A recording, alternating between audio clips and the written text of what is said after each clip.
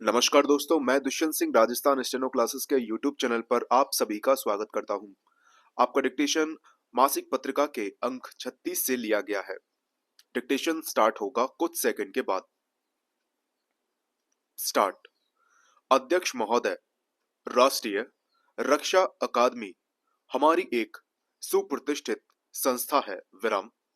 यह बहुत सुंदर स्थल में स्थित है और इसका संचालन बड़ी कुशलता से हो रहा है, इसलिए यहाँ आने पर बहुत खुशी होती है।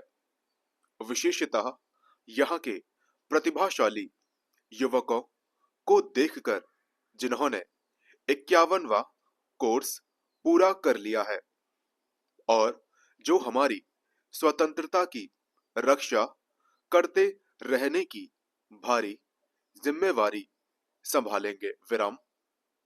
अकादमी में प्रवेश पा सकना एक श्लाघनीय अवसर है। विराम। इसके लिए कड़ी प्रतियोगिता करनी होती है। विराम।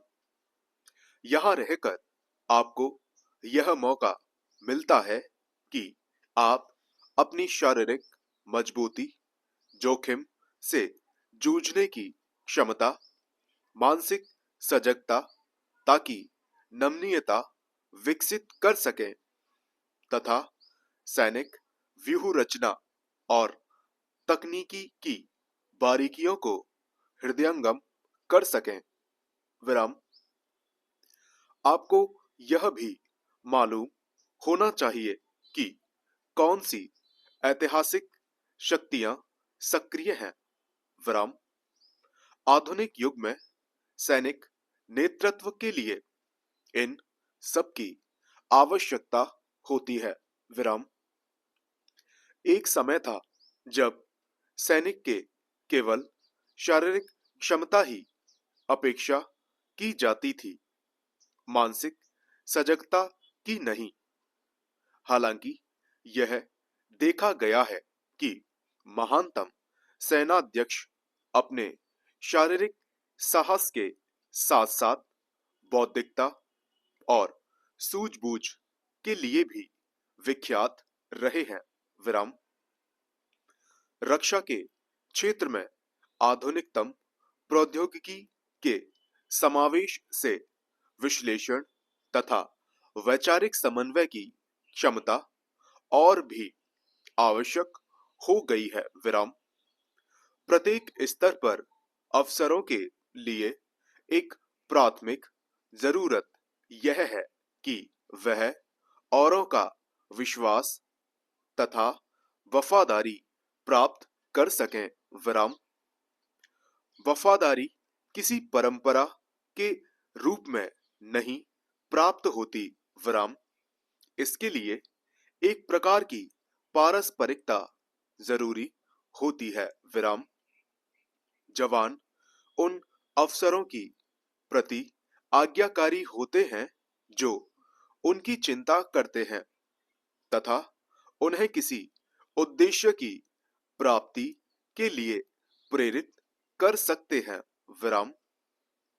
आजकल के युद्ध संपूर्ण युद्ध बन गए हैं और प्रचार माध्यम अपनी रोशनी युद्ध संबंधी प्रयासों पर डालते हैं।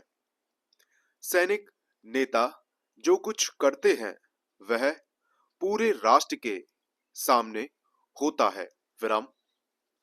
इसलिए यह और भी ज्यादा जरूरी है कि वे अपनी कर्तव्य निष्ठा तथा योग्यता से पूरी जनता का विश्वास प्राप्त करें। विराम। चाहे सैनिक जीवन हो या असैनिक जीवन, उसके नेताओं को विगत के अनुभवों की पूरी जानकारी होने के साथ साथ भविष्य के बारे में भी अवश्य सोचते रहना होगा। विराम। जो लोग अतीत की अनदेखी करते हैं उन्हें अक्सर पहले की भूलें दोहराने का दोषी ठहराया जाता है। विराम। लेकिन जो भविष्य की परिकल्पना नहीं करना ही अपने आप को दोष के हवाले कर देना है। संपूर्ण विराम।